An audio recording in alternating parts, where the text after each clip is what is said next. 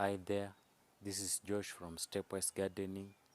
Welcome back to our channel. This is a place where we give tips and tricks on how you can improve and better your garden or even start one. So today we are going to demonstrate how you can establish rosemary plant from cuttings. This is a very simple and cost-effective method that you're gonna like.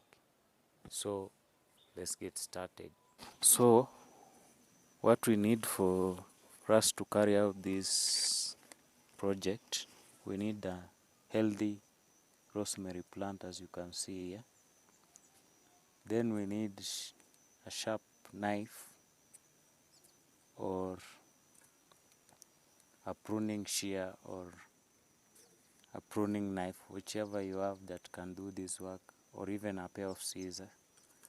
Then we need a glass with water in it, so that when we cut these cuttings, we dip them in immediately so that they don't dry up.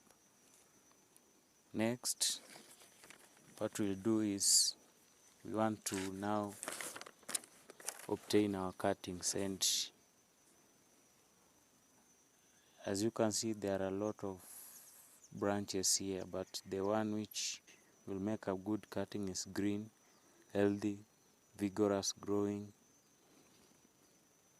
and green tender stem like this one. So what we do, we'll cut 4 to 6 inch, which is approximately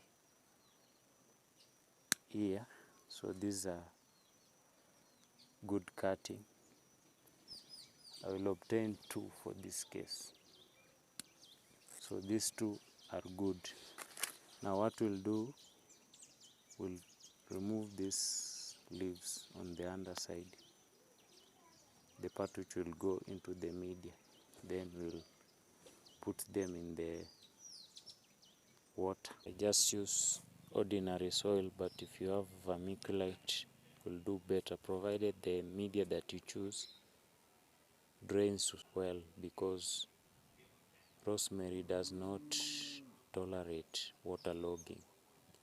So we'll now take our cuttings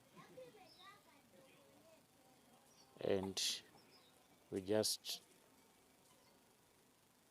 insert them into the media,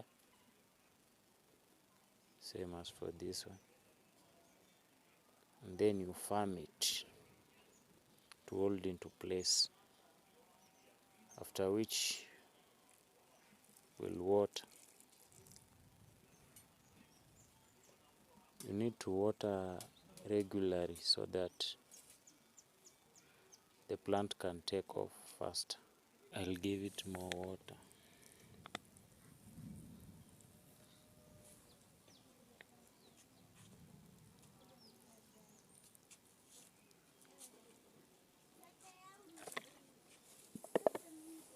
The other thing that you can do to facilitate the survival of these cuttings is to use a paper bag to cover the plant.